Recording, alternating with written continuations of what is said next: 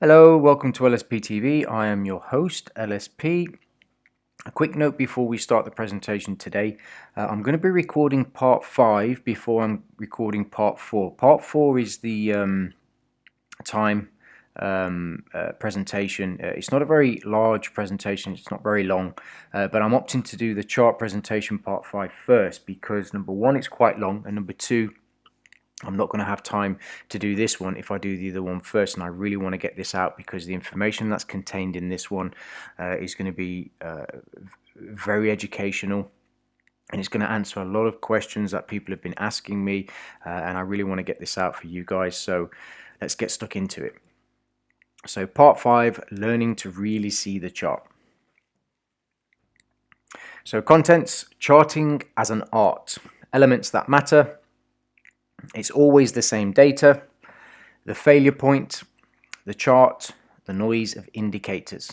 Okay, and charting is an individual process. We all see something different when looking at the same data. Keywords there, same data. So it's a real art, yeah?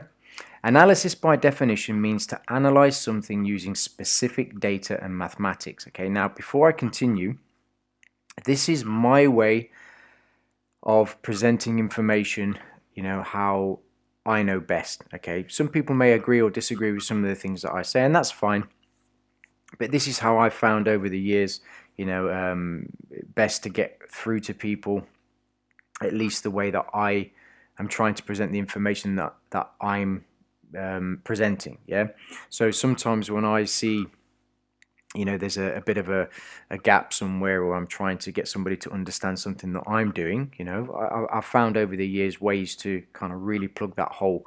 So my intention is not to say that I'm better than anybody else or that I can present information better than anybody else, but sometimes I might say things that may not make sense, or some people might listen to it and think that's not right. Just kind of go with it, yeah, because this is just my way of presenting or teaching. So art doesn't play a part in this process because art is creative, free, subjective, and so on.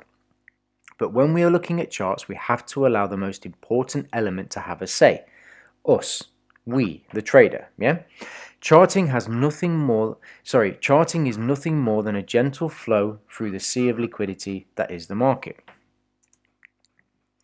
Now the elements, yeah? Learning to read charts starts with the basic elements. Okay, there are many moving parts we need to focus on when reading charts, but there are some essentials before you can start to understand the flow of orders, accumulation, and distribution. Now, accumulation and distribution can sometimes be confusing.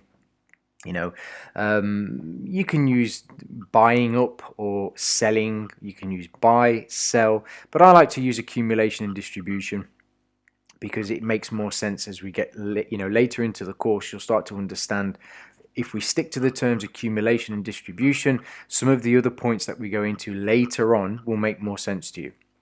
And those are liquidity, reaction points, rejection, speed, imbalances. Now there's more, but these are the main elements that you need to understand to really get a feel for what's going on the charts, so you can kind of figure out, okay, where's the real meat of what I'm looking at, and how can I make sense of this? When you can identify these elements and learn how to read them, it becomes much easier to discern how the flow is moving from buy to sell, sell to buy. Our job as traders or investors is to determine whether big money is currently holding more buys than sells or more sells than buys. It really is as simple as that. Now really let that sink in for a second. Put aside all of the analysis that you do, all of the due diligence, the complications, the mathematics, the indicators, the talking with your friends, what you think the markets are doing, even some of the things that I say. What it really boils down to is the paragraph that I've just said there. Our job as traders or investors is to determine whether big money, and I mean big money, money that controls the market, okay, is currently holding more buys than sells or more sells than buys. It really is as simple as that. If you know, for example, that big money is heavily invested in a stock, and they are accumulating buys, doesn't it make sense to look for areas where they are accumulating and do the same? And subsequently, if big money is heavily short on, let's say, gold, doesn't it make sense to identify an area where they are shorting more and do the same? Yeah. Why go against big money? Yeah. If you know big money, for example, is pushing the market in one direction, doesn't it make sense to wait for an opportunity where you are confident they are accumulating more of their position in that direction and do the same? So here is an example, okay? Now, many times these elements come together to confirm what we are seeing and give us confidence to know what's coming next. Now, this is not an exhaustive, presentation here in terms of what we're seeing on the chart, but this is just an example, of reaction points, speed, okay, and imbalances, liquidity. Again, there's another reaction point here in speed, some rejection here. We've got speed and imbalance here. We've got another speed and imbalance here. And these are just to get your eyes used to and starting to accustom your eyes to seeing, a couple of little things, that you will start to see as we delve deeper into some of these ideas and being able to see these on the charts. And more importantly, what they mean, but not necessarily from a pattern recognition point of view. We're not looking to figure out, okay, here's a specific pattern. How many times does it show up? How many times is it, consistently profitable? And, can I make this work? And when I see it, I'm just going to, react. Yeah, it's not what we're doing. We're not looking for patterns. We're looking to understand the language of price. We're looking to go into the chart. We're looking to really read what we're seeing so we know, is big money long right now? Yes. Okay, so I want to be long. Is big money short right now? Yes. Okay, so I want to be short right now. That's it. That's all we're trying to figure out. Is it more complicated? Yes. It's not as easy as that, but that's what we're trying to figure out. That's all we're trying to figure out. I just want to know, when I sit down in front of the charts, you guys have seen me do this analysis before. Those of you who know me, those of you who've seen me do analysis before, all I'm trying to figure out is, is big money long? Is big money short? And once I can confirm that, I'm looking for an opportunity to pick up where they're picking up, yeah, and selling where they're selling, buying where they're buying. That's it. That's all I'm trying to do. And this, what you see in front of you, is an opportunity for me to do that when I see it. Yeah, so I track price. I'm looking for these, opportunities when I see the liquidities and the reactions and price moving into these areas, what it does when it gets to these areas, and so on. And as I start to see these and I start to track price, I can go in and out of time frames, from the daily to the 4 hour, the hourly, back up to the 4 hour, see what the reaction's doing, then back down to the hourly, possibly to the 15, back up to the hourly. And I'm doing this constantly throughout the days, possibly weeks, sometimes even months, depending on what it is that I'm looking at, to look for that opportunity where I have the absolute confidence to say, yep, do you know what? This is that moment. I'm going for it, yeah? So it's always the same. This is really important, what I'm about to go through now. If it's always the same, how can it be different, right?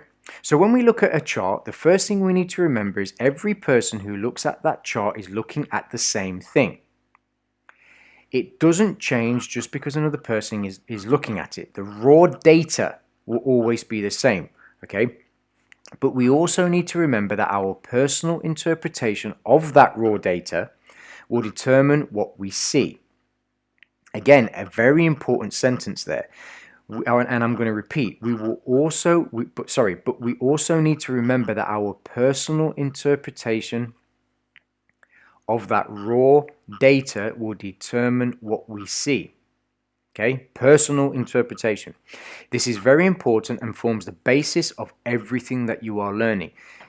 You are it. Yeah, you are the defining factor in everything that you see when you look at a chart.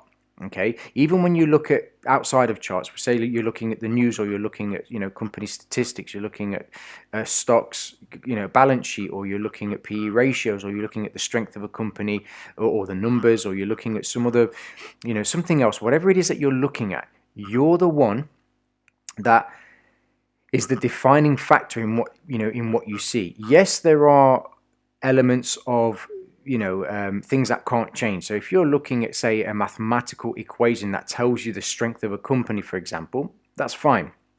You can't change the math. The math tells you, that, for example, a company is, negative at the end of every month. That's fine. That's not what we're talking about here. But the interpretation of what that means for you, okay, is personal to you.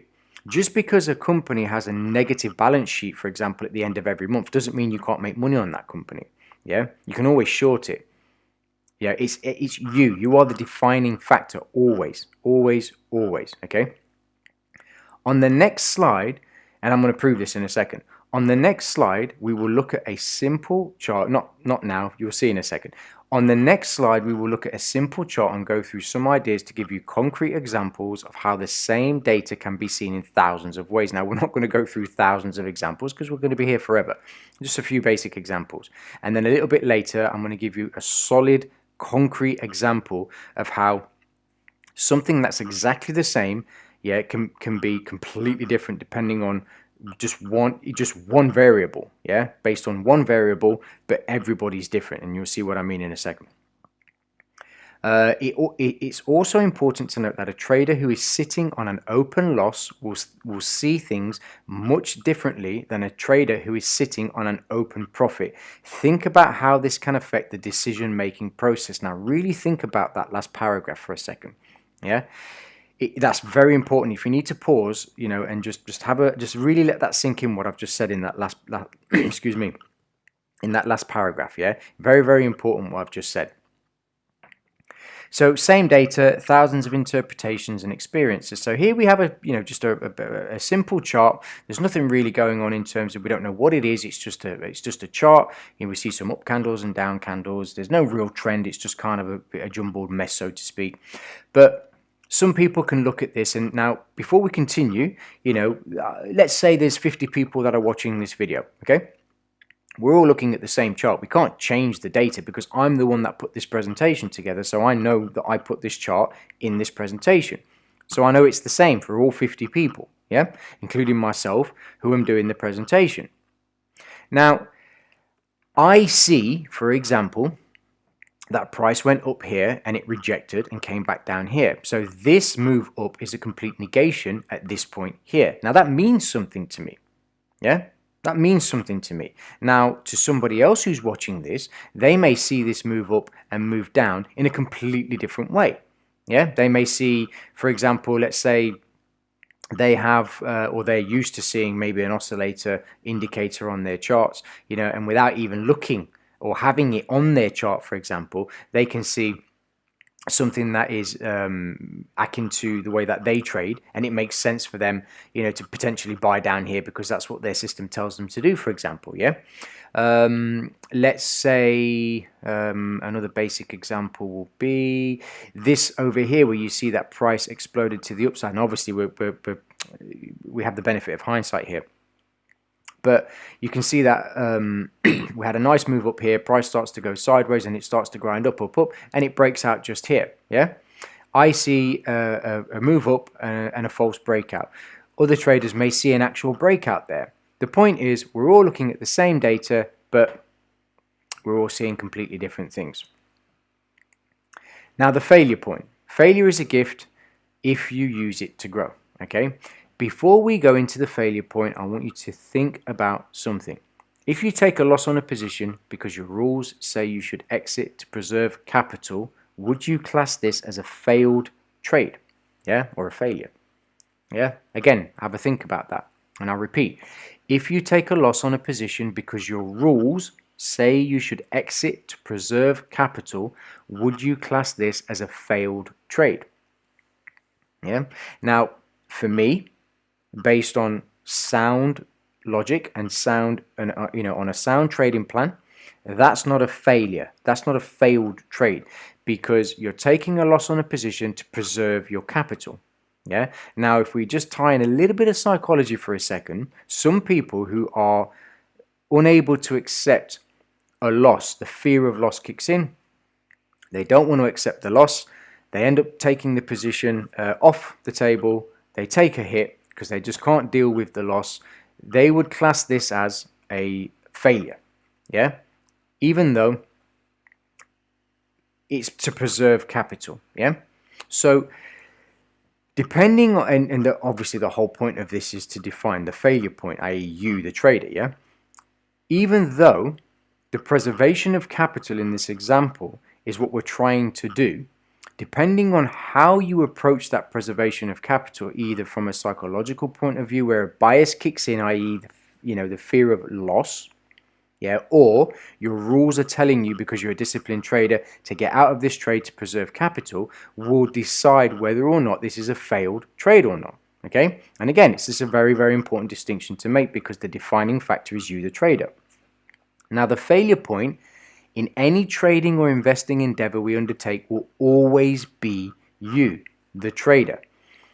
In the interest of keeping things simple, I will refer to you as the trader, whether you are trading or investing. And the reason I put this here is just to save me saying trading and investing constantly. I'm just going to use trader going forward, okay?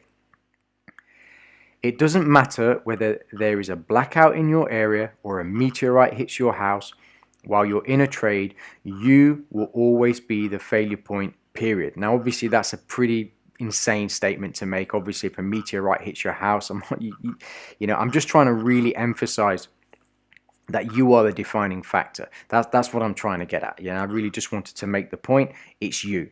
No matter what happens, failure stops at you. There's no excuses, there's no explanations, there's no way that you can pass that book on to somebody else. No matter what happens in your trading, I guarantee you will always be able to find a way to bring it back on yourself, to take full responsibility and say, you know what, I am the reason that this trade worked or didn't work, yeah? This is something you absolutely must learn to accept and embrace, okay? What this does is allow you to take responsibility for your actions and, more importantly, to learn from them. If you don't accept that you are the failure point, you will invariably look to outside influences to make excuses for everything that doesn't work out the way you expect.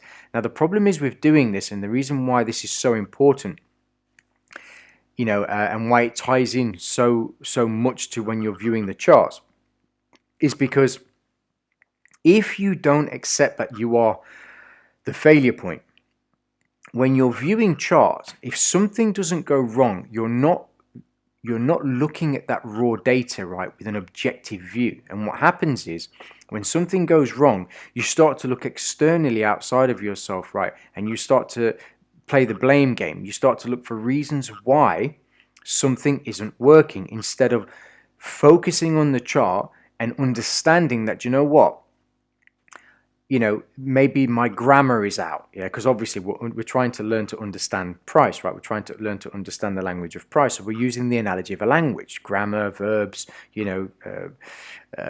nouns, adjectives, and so on. When you're looking at price in this way and you're not accepting that you are the problem, you don't look at the chart in the way that you should. Yeah, and when you're not doing that and you're looking to external reasons to justify what's going wrong, you miss the problems you miss the problems that are right there in front of you, and you can't correct that grammar, you can't correct that noun, you can't correct the verb, you can't correct the ending of a sentence, and so on, yeah, i.e. in this case we're talking about price, right? So you miss the little nuances, you miss the small little subtle signs that price was telling you, look, you really shouldn't have been in this trade, your timing was off. They really weren't selling right there. They were actually buying. There was a stop run right there, which was telling you that it was just a raid on stops. It wasn't breaking out, and so on. All of these little things, they all culminate together. And when you're so frustrated and you're looking for external factors, instead of accepting that you are the failure point, you miss all of this and you end up going in the wrong direction and you don't learn and grow. So what do we really see when what do we really see when our experience gives us a picture? On the next two slides, I am going to show you the same chart, but on slide 2, I will add one piece of information to show you how the trader can change everything even though nothing has actually changed. Now, this is a really cool exercise. I've done this with people so many times. And it's a real eye opener for a lot of people. So I'm really hoping that this is going to help a lot of people, and I'm hoping the impact is going to be as profound as it has been for people that I've done this with one-on-one. Okay, so I'm going to show you two charts. They're going to be exactly the same. Yeah, the chart's exactly the same, but on slide 2, okay, there's just one extra piece of information, nothing more.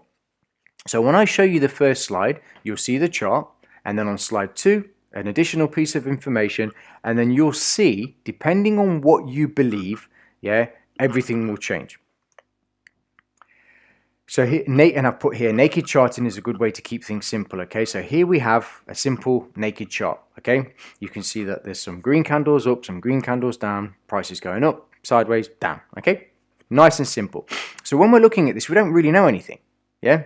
We're just looking at price, and we can kind of go through this a little bit, and we can say, okay, yeah, it's going up, sideways, down.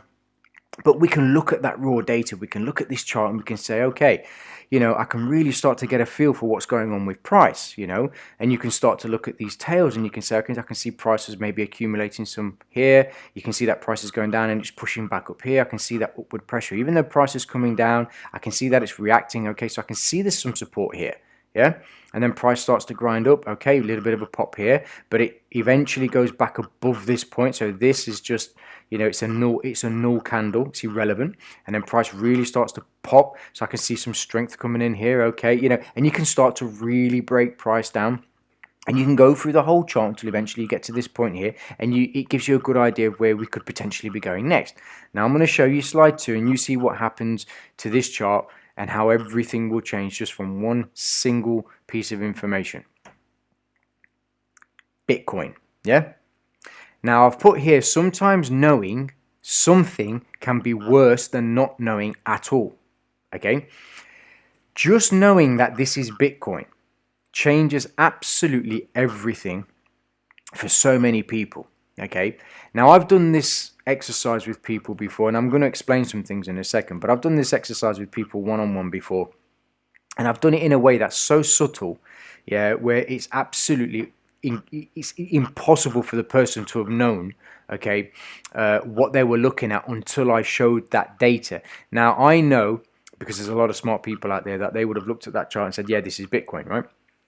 But I wanted to use Bitcoin because it's so in the limelight right now, and a lot of people know about it, and it's obviously in the space, yeah? But just knowing that this is Bitcoin now, let's talk about some of the things that change when we're looking at this chart, knowing that it's Bitcoin now. Before, it was just a chart. Yeah, it was just a chart. Everything was looking good. Personally, knowing the way that I do analysis, on the previous slide before, I would have known this was Bitcoin in quotations. You know, I would have been going long because I can see the liquidity above, and I just know that it's a good, you know, it's a good long, for example, yeah? Just based on my experience and just knowing this type of chart setup and the way that the flows are going.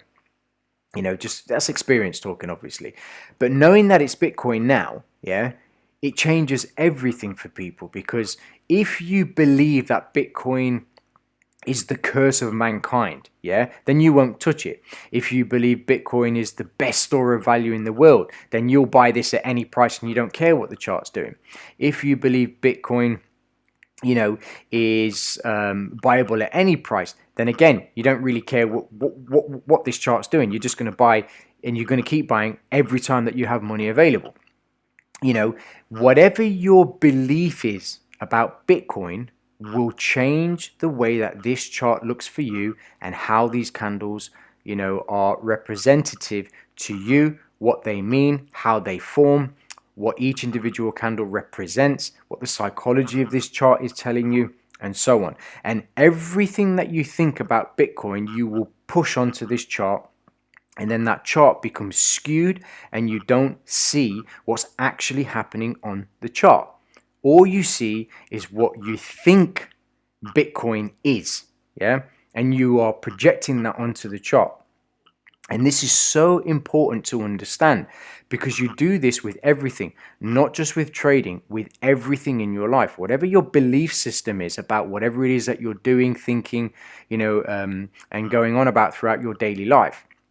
If you have a very strong belief about something, okay, you project that belief onto whatever it is that you're doing. throughout your life. So coming back to this chart, Bitcoin and so on, before we knew that this was a Bitcoin chart, and I know thankfully there's going to be some people that would have seen this chart and not known that this was Bitcoin. They would have been looking at that chart, and thinking, okay, yeah, it's just a chart, whatever. But the moment that they knew it was Bitcoin, I know that there would have been at least one person that would have said, yeah, I'm not touching this. Yeah, straight away, because they have a negative connotation about Bitcoin. And I know there would have been a bunch of people that would have said, it's Bitcoin. Yeah, I'm happy, straight away. Yeah, so that's what we have to avoid. Okay, over the years, I've had to learn to switch that off. Yeah, and it took me a very long time to switch that. I know what this is. Yeah, I had to learn to switch that off and just look at the chart, to really look at the chart and pay attention to what was actually happening, not what I thought was happening, not what I think of, the stock, not what I think of the company, not what I think of the crypto or the forex pair or the currency or none of that. Yeah, my opinion about Bitcoin is irrelevant. Yeah, my opinion about forex is irrelevant. My opinion about a specific stock is irrelevant. A specific company is irrelevant. It doesn't matter. What matters when it comes to analysis and when it comes to understanding the language of price, the way that I teach it, the way that I have internalized it myself, okay, what really matters is what's going on the chart. Everything else is irrelevant. My opinion doesn't matter. Yeah, what's happening on the chart, what's actually happening on the chart is what matters. Yeah, because when you can really read that, that's when you can start to make massive strides in your trading, and that's when you can start to really understand how I am able to do the things that I'm able to do. And that's not a plug and me. You guys know me by now. I'm not arrogant like that, but you've seen me do it. I've made these calls over and over and over again, and I keep posting these calls. And when you see them, thankfully, I am surrounded by, some amazing people, an amazing community who really appreciate the effort and the time that, that I put in, and I get a lot of feedback, and I'm becoming, good friends with a lot of this, a lot of the people in the community. And I love that because they don't see arrogance. They see that I'm trying to help, and they see that, well, for me anyway, it's more important. It's very important that one, they appreciate that, and they can see that it's genuinely not from an arrogant point of view, but it's from that place of I'm proving that it can be done, yeah, and then I'm trying to explain what you need to switch off to be able to look at a chart in a way where you can do the same and understand how that can be done. Yeah, and this is how you have to do it. And this example that I've shown you today is just one way of being able to really get a glimpse into, a lot of ways in which we as traders and investors, obviously, but traders, as I said earlier, really get in the way. Yeah, we really need to get ourselves out of the way and just look at the chart. Really look at the chart. What's that noise? Yeah. If indicators were not lagging, we would all be billionaires. Okay. Now I've had this argument over the years ad infinitum with just about every indicator-based trader, that I've ever met. Okay. And, they insist that, indicators are not lagging indicators, that there are some out there that are actually, leading indicators. There isn't. There's not a single indicator that's a leading indicator, yeah. And I challenge anybody to prove to me that there is a leading indicator, because if there was, there would be a way for you to become a billionaire. Just there is. There isn't any indicator that is a leading indicator, right? There just isn't. And I'm talking about mathematical indicators that you put onto your chart, okay? So in my experience, the single biggest factor that causes traders to lose money that is not psychological is indicators, okay? This is because indicators have many flaws, not to mention the attachment the trader has to them. This is very, very important, what I've just said in that last sentence. When traders become accustomed to indicators, the attachment that they have to them becomes very, very strong, because they learn to trust them so much They can't trade without them. Now, I've learned throughout the years to trade without indicators, and I never became familiar with indicators. I've exclusively traded without them, so I never learned to trust indicators at all. Okay, and I'm thankful for that, because I was never in a position where I became attached to indicators. But I know traders who have become so attached to indicators that to take them off their charts would be like putting a gun to their head. It's like sacrilege. They just don't want to do it. Yeah, they simply cannot trade that way. And yet, I've seen and I've been in positions or situations where I'm watching a trade and I'm like, that is, you need to get out of that trade, and these people trust me, and I'm saying, dude, seriously, you need to get out of that trade because they're like, no, but my indicator is telling me, I'm like, telling you, get out of that trade is going to lose you money, but I can't, and they just insist and they end up losing money. And I'm talking about veteran traders who've been trading for a very long time. That's a psychological trust that they have for an indicator, and they just don't want to take it off the chart. Now, I want to pause for a second. My intention here is not to say don't use indicators, okay? That's not what I'm saying, but I'm not teaching you how to trade with indicators. I'm not. I'm teaching you to read charts and understand the language of price. Yeah, it's very in depth. It's very unique in the sense that the way that I teach, how to understand the language of price. It's not unique in the sense that nobody's ever done it before. Okay, there's plenty of ways to read price. There's loads of ways, but the way that I introduce it, the way that I push it into your head, and the way that I talk about it is what makes it understandable in a way that works for you. But I'm not talking about indicators. It's not my thing. I don't, I don't trust indicators. And the reason that I'm talking about them in this kind of negative way is because I'm trying to push people away from indicators that are interested in understanding, what I'm talking about here, and want to understand how to learn what I do. Yeah. So obviously, if you're going through this and you're trying to learn what I'm doing, you need to take indicators off your, off your charts, basically, right? And I've put here, the problem with indicators is that they can oftentimes skew the chart, turning what is simple to see into something difficult. It's like putting sunglasses on in the dark. I'm not saying indicators have no value, but in the next few slides, I will show you why I do not use them. So clean is simple and easy. So here I've got a simple chart, and for me, this tells me everything that I need to know. Very simple, very easy, very clean. Okay. Same chart, but I've added a few indicators here, and I haven't gone crazy. I've just put a simple RSI 14 period, 10 period moving average, and a 20 period moving average, right? Both simple, right? How many indicators does it take to change a light bulb? None. Indicators can't change light bulbs, and that's just me trying to be funny, right? So you can see here, in the previous slide, it was just a normal chart, okay? And based on that chart, and I think I can go back, in this simple chart here, okay, you can see the raw movement of chart. You can see the raw movement of flow. Yeah, you can see that price is moving up here, you can see that price is moving down, but generally it's going sideways, okay? And then you can see this aggressive drop, all right?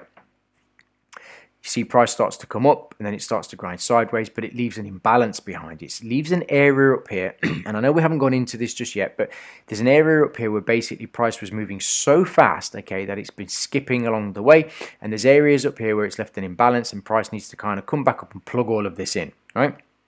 So as price is going back up, okay, it dips a little bit here and it comes back up, it dips again, comes back up, hits this previous high, then it starts to grind lower, to plug in this area of imbalance over here, and then eventually it starts to grind back up, and you can see that it's slowly coming up and it's eating into, slowly coming up and it's eating into, and it's slowly coming back up and it's eating until eventually it comes all the way to the point of release, the origin, right up here where it drops. So this is the area where it first exploded to the downside, and eventually it comes all the way back to this area where it originally dropped. Okay, so if we go to this slide here again, you see these moving averages and you can see them, and then price starts to drop. Now let's say you're watching this and you're moving averages. Now remember, we're looking at this in hindsight and we can see these moving averages as they are now. At the time, the moving averages would not have looked like this. If you have this drop here and you look at the moving averages, and we were able to take this screen right here and just chop it right there, okay, the moving averages wouldn't have looked as they look here. They would have been here and say here, and they would have been growing further apart just there. Okay, and then as price starts to jump just there would have been just a small curve just here. You wouldn't have seen this turn just here, all right, because that candle would have been forming, so there would have been just a small turn here. So by the time that candle's formed and that candle's formed, this still wouldn't have been here. Okay, and it's lagging, and instead of realizing that there's all of this going on here and everything that I was discussing previously, okay, when we were looking at the simple chart without the moving averages and the RSI, you're looking at the moving averages and you're waiting for the moving averages to catch up. Now, I know there's people that use moving averages, and I'm not here to cuss anybody, and I'm not here to say don't use them. It's not my place. I'm talking about moving averages, just in a very simple example, and the reason why I personally don't like using indicators. I'm not saying anything specifically about moving averages. I'm just trying to draw your attention to some of the things that can happen when you're not looking at the chart, but you're looking more at the indicators, and it's pulling your attention away from the chart, which is what I'm trying to really focus on. The other problem with indicators is that they end up giving you situations like what we see here. Okay, so RSI, stochastics, MACDs, they're oscillators. Okay. And for anybody that knows anything about indicators, you'll know that they are, generally oversold, overbought. Yeah. So when price, goes into the lower band, they're oversold, and when it goes into the, the upper band, they're overbought. The problem is with that is this.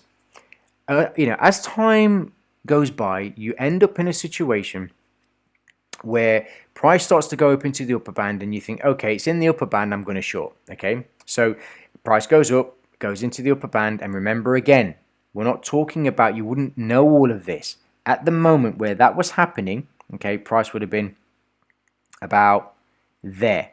Yeah, so we're in the upper band, price starts to break out. Okay, and you're thinking, okay, it's breaking out, I'm looking for an opportunity to short because it's getting overbought.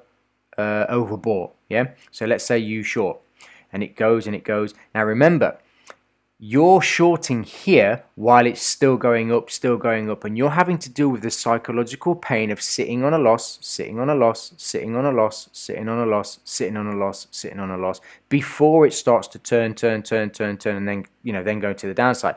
And look at the movement.